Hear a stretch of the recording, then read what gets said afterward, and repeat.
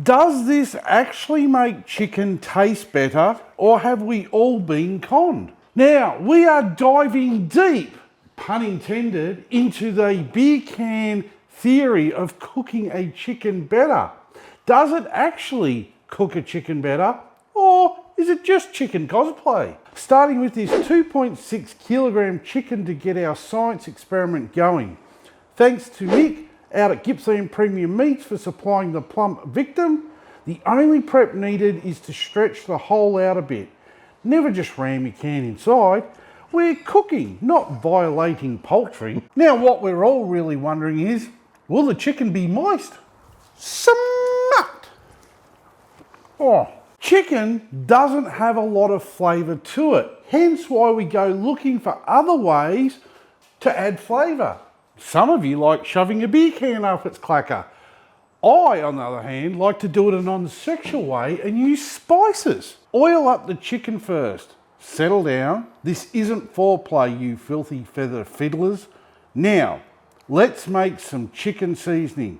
Into a bowl add 2 teaspoons of salt flakes, 2 teaspoons of lemon pepper, 1 teaspoon of dried rosemary that's been ground down to a powder, a teaspoon of dried oregano, a teaspoon of garlic powder, a teaspoon of onion powder, and 1 teaspoon of smoked paprika.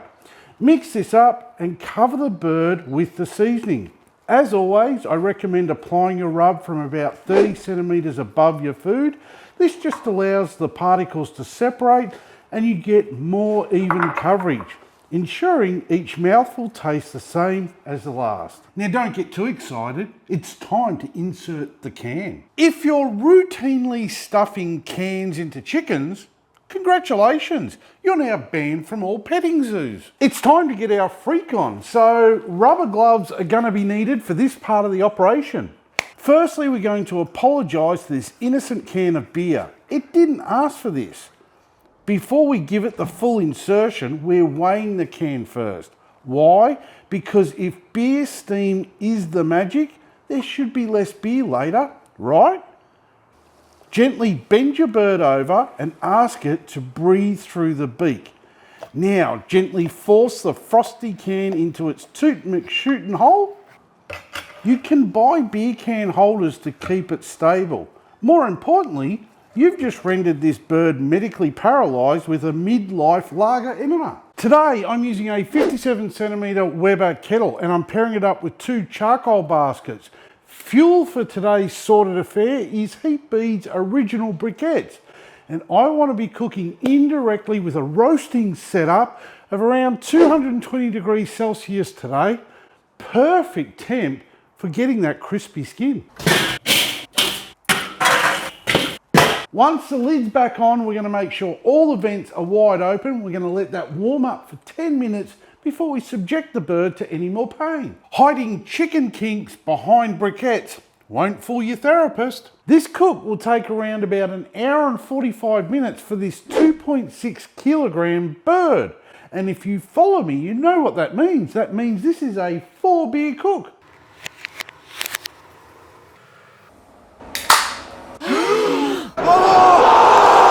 And there will be no more wasting of beer in this cook. Now that the barbecue has had time to warm up, we can start our experiment. Place the pan down between the 2 baskets of fuel. This will catch any drippings. Now add the bird to the pan. I'm inserting 2 probes into this cook, one into the bird's breast and the other into the can of beer. Put the lid on and let the cook begin. If beer's going to flavour anything, it actually has to evaporate.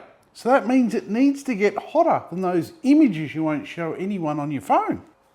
The Weber lid vent creates a hot spot as the hot air is forced out of it. So any food directly underneath it is subjected to a higher heat. To get an even cook, rotate the lid 180 degrees after the 1 hour mark. Yes, like a rotisserie, but for the lid. Lazy man's chicken stand. The thermometer tells me that the chicken has finally reached 74 degrees Celsius in the breast. What this means is we can now class this as no death chicken because it's cooked to an internal temp that's safe to eat. I've had a little peek. because I don't normally do this type of cooking, as in beer can chicken, purely because one, I don't believe in it, and two, it doesn't fit on the grill. So the bird is a little bit black outside. Bear with me. Well, we have a slightly charred chicken, but it is perfectly roasted to an internal temp. We just need to get it out of the barbecue, and we have to carefully remove the can of beer as well. Place the chicken in a pan, cover with some flexible metal, and allow it to rest for 1 minute per every 100 grams. Preferably in an esky, or if you're lucky like me, into my tucker box. Did you know tucker is an Australian Aboriginal word meaning food of the land or native cuisine? If you want me to attack more of these cooking myths, let me know in the comments. The weirder, the better. So before we start cutting into the chicken, let's check the beer can levels first. How much does it weigh now after a 2-hour cook? 380 grams. Well, how is it meant to impart flavour if none of the beer evaporated? How did the beer make the chicken juicier if no liquid from the beer is missing? Now, the beer in that can never went above 75 degrees Celsius, and alcohol needs to reach a temp of 78 degrees Celsius before it starts steaming. Why? Because that's its boiling point. Now, yes, it does steam a little bit before it gets to boiling point, but not enough to impart flavour and make that meat inside of it more juicy. It just won't happen. So why does everyone rave about it? Because it's juicy chicken. Of course it tastes good.